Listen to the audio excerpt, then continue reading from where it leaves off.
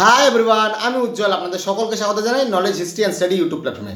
আজকে আমাদের আলোচনার বিষয় ক্লাস 11-এর সেকেন্ড সেমিস্টারের ইতিহাসের প্রথম চ্যাপ্টারের একটি গুরুত্বপূর্ণ টপিক কৌটিল্য এবং তার অর্থশাস্ত্র। এখান থেকে তোমাদের 3 এবং 4-এর প্রশ্ন আসবেই, সুতরাং আলোচনাটি মন দিয়ে দেখবে এবং শেষ অবধি দেখবে। কৌটিল্য, তার আসল নাম বিষ্ণুগুপ্ত চাণক্য।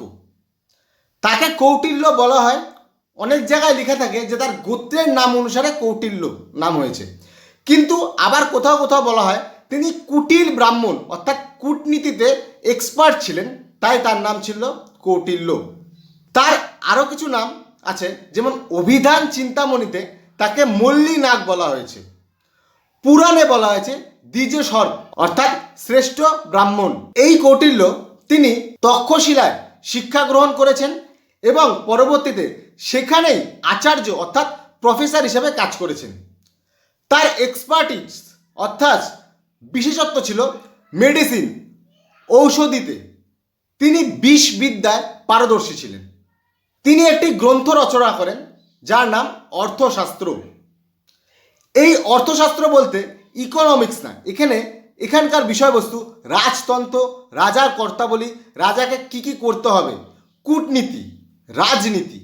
এই অর্থশাস্ত্রের 15টি চ্যাপ্টার অর্থাৎ অধিকরণ রয়েছে, 180টি প্রকরণ রয়েছে, 6000 শ্লোক রয়েছে। প্রশ্ন কিন্তু এখানে আসবেই আসবে। এই যে কৌটিল্যের অস্তিত্ব নিয়ে অনেক জায়গায় সংশয় রয়েছে। কোথাও কোথাও কৌটিল্যের অস্তিত্ব মানতে নারাজ, কিন্তু কৌটিল্যের উল্লেখ কিছু কিছু গ্রন্থে পাওয়া যায়। কোথায় কোথায়? দণ্ডিনের দশকুমার চরিত, কামন্দকের নীতিসার, বাণভট্টের কাদম্বরী, বিশাখ দত্তের মুদ্রা রাক্ষস। 4-এর প্রশ্ন যদি দেয় বা কৌটিল্য সম্পর্কে লেখো, এগুলি লিখবে। ঠিক আছে, এইবার আমরা জানবো কৌটিল্যের অর্থশাস্ত্রের বিষয়বস্তু।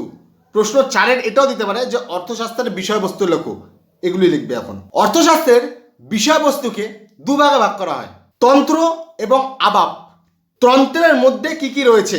বিনয়, বিদ্যাভ্যাস, রাজ্য পরিচালনা পদ্ধতি, শিক্ষাভ্যাস, বিচার ব্যবস্থা, অধ্যক্ষের দায়িত্ব। এবার আবাবে কি কি দেওয়া রয়েছে?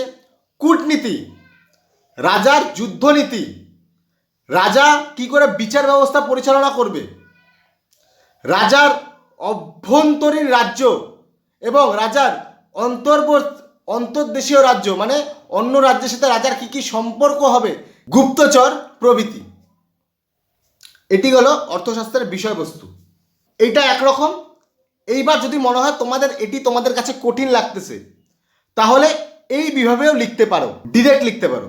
যেমন, ঠিক আছে, যদি ওটা কঠিন মনে হয় তাহলে এটা লিখবে যে অর্থশাস্ত্রের বিষয়বস্তু হলো রাজ্য পরিচালনা, রাজার ক্ষমতা, রাজার যুদ্ধনীতি, রাজার পরিবারের দায়িত্ব, রাজার রাজ্য সম্পর্ক, রাজার অভ্যন্তরীণ রাজ্যের সম্পর্ক, রাজার গুপ্তচর, রাজার শাসন ব্যবস্থা, রাজার রাজ্যনীতি, এইসব। এইবার আমরা জানব যে অর্থশাস্ত্রের প্রকৃতি কি ছিল। আমরা জানলাম অর্থশাস্ত্রের বিষয়বস্তু, অর্থশাস্ত্রে কি কি বিষয় লেখা আছে।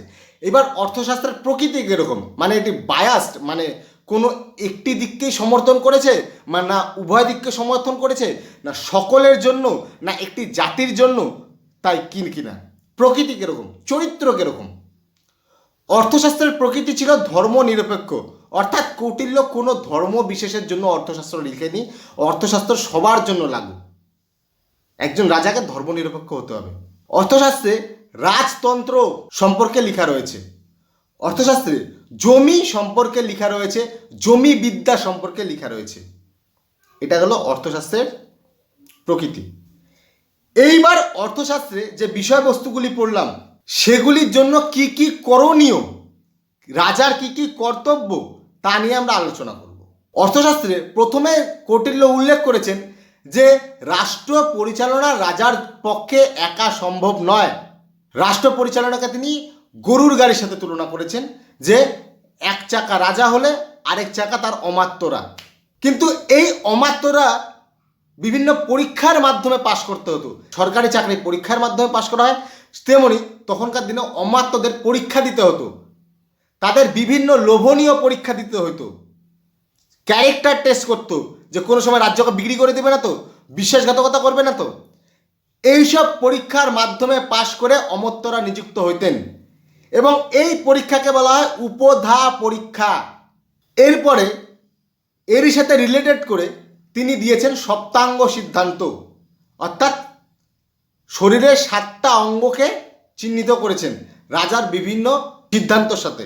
স্টেট, রাজ্যের প্রথম মাথা হচ্ছে রাজা, রাষ্ট্রের প্রথম মাথা রাজা। তারপর অমাত্য, অমাত্য হচ্ছে চোখ।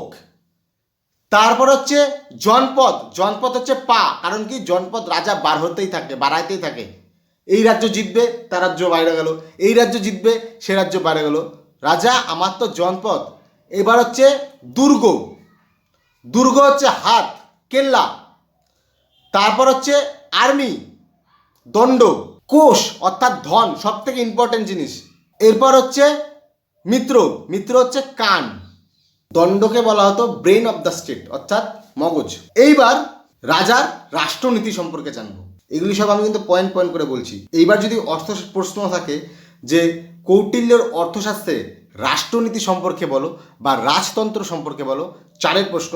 প্রথমে সপ্তাঙ্গ সিদ্ধান্ত দিবে, এইবার রাজার সেই রাষ্ট্রনীতি সম্পর্কে দিবে। প্রথমেই রাষ্ট্রনীতিতে বলা হয়েছে রাজার ক্ষমতা। রাজা, অর্থশাস্ত্রে রাজাকে চূড়ান্ত ক্ষমতার অধিকারী বলা হয়েছে, সর্বক্ষমতার অধিকারী। কিন্তু রাজাকে স্বৈরাচারী হওয়া যাবে না, রাজাকে প্রজা কল্যাণকারী হতে হবে। দ্বিতীয় পয়েন্ট, রাজার কিছু গুণাবলীর কথা বলছে। কি কি? রাজাকে উদ্যম সহ সবসময় স্বতঃস্ফূর্তভাবে বিভিন্ন কাজে অংশগ্রহণ করতে হবে। দ্বিতীয়ত, রাজাকে বিচক্ষণ হতে হবে, যে যা বলবে তাই বিশ্বাস করবে এরকম কোনো গল্প নাই।